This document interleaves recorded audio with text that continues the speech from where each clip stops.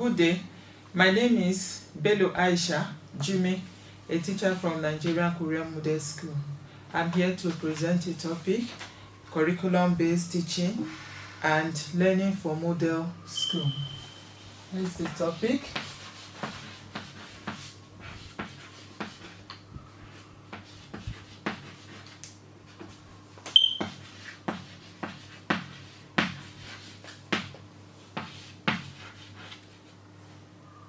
Curriculum-based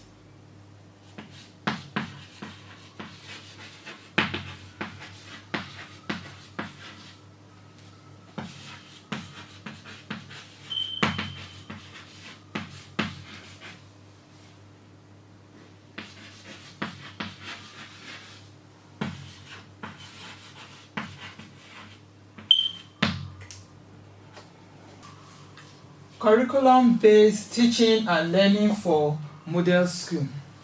Let's look at what is curriculum.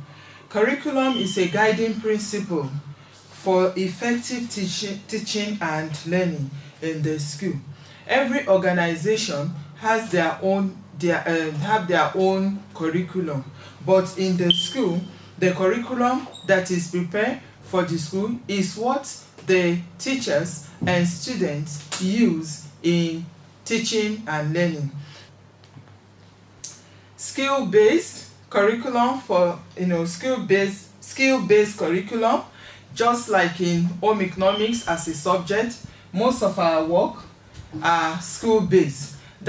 Skill-based. That is, we learn different types of skills that will prepare a student and equip them after the junior secondary school, so they can be on their own with a type of skill that will fetch them money. They'll be very useful to themselves even if they didn't go further to senior secondary.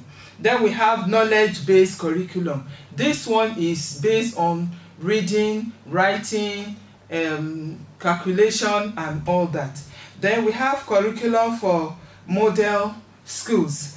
The curriculum for model school comprises of different types of subjects. For example, we have English, one Nigerian language, mathematics, basic science and technology. And the basic science and technology, it comprises of 4 subjects, which are basic science, basic technology, information technology, and physical and health education. We have religion and national values. Christian religion is one of it, studies, Islamic studies, civic education, security education. Now, pre-vocational subjects also consist of home economics and agric science. One of the pre-vocational subjects too is business studies, French language, cultural and creative arts, business studies, I've mentioned that, and Arabic is optional. Now we have some concepts of curriculum. One, learning experience is one of them. You have to consider the learning experience of the learner.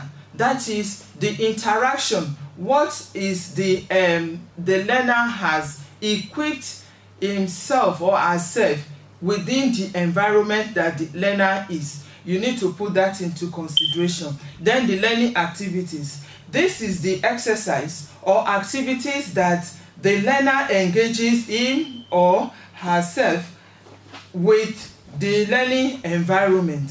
Then we have participation of the learner, which is very, very important for the success of the learning.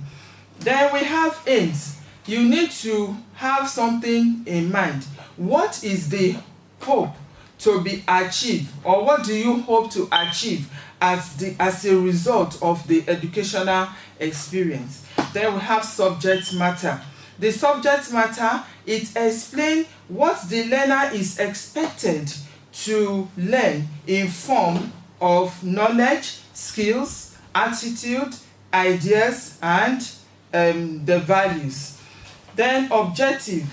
This is what do you want the learner to achieve at the end of the lesson, or at the end of the section, before they can go to another class. That is the objective. You have to prepare objective for that, for the student. Then we have evaluation. The evaluation, as you are teaching, you need to evaluate the students. Know what if they are actually getting what they are expected to learn at the end of the whole process. Then we have the needs. The needs of the student is very, very important. The child is lacking something before coming to school, so you have to know where the students have already, where the student is starting from, and you now know what you are going to add to the knowledge of that student.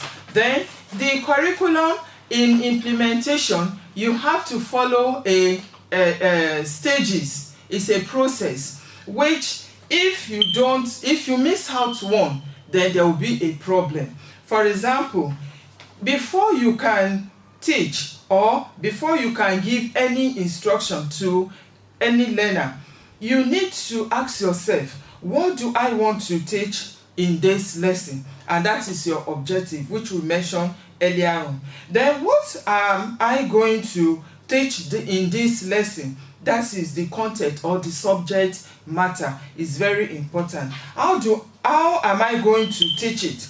You need to have a methodology, the teaching method that you are going to teach using a particular method to achieve whatever topic. For example, I have here teaching the tools and equipment. Maybe I'm going to teach this subject now. You look at a method. What method am I going to use so that these students will gain what you expect, what is stipulated in the curriculum? For example, I have created some teaching equipment, learning material here, which group the teaching tools and equipment. So if I am going to demonstrate in the class using demonstration method, it means as I am teaching, I will tell them, for example, I have picked tracing wheel. I have to pick a tracing wheel and use it to trace the material or fabrics that I want them to use it for. With that, they will participate. I will give it to a student to practice so that it will remain in their brain. That is demonstration method. Then we can use discussion method, discussing what they have just learned or what I have just shown them. So that is a kind of a method that will suit the particular topic you want to teach them at that particular time. So that lastly, how would I know if the learner have learned what I set out to teach? For example, now when I finish teaching, I have to ask questions so that I'll be able to get if the learner have actually learned something. Then in this planning, it's in stages. I go to one, the syllabus. I have to make use of the syllabus. That is the subject, the topic that is in the curriculum. I will not go out of it to teach because it is a process. Then using the syllabus, we have to create scheme of work out of the syllabus. From there, you have the lesson plan. The lesson plan is very, very important because the lesson plan is the curriculum implementation. That is, you have to make a plan of how you are going to teach these students so that they can actually learn effectively. For example, in the lesson plan, we have the topic, the learning materials, we have the evaluation, objective is there, we have the stages, that is the steps step by step of how you are going to inculcate this topic into them. And in the lesson, you have to make it a student-centered teaching, so that the students will be involved in the teaching, not the teacher will continue to talk and talk and talk. You ask them questions, you guide them, you lead them to what you actually want them to bring out from that topic, and so on and so forth. Then, in the methodology, as I said earlier on, the method that you are using, you make sure that you don't use a particular method several times.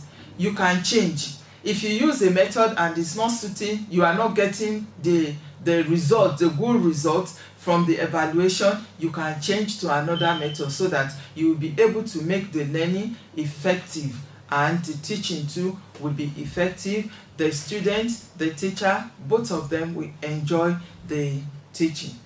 So therefore, curriculum is the holistic approach to teaching and learning. Thank you for listening.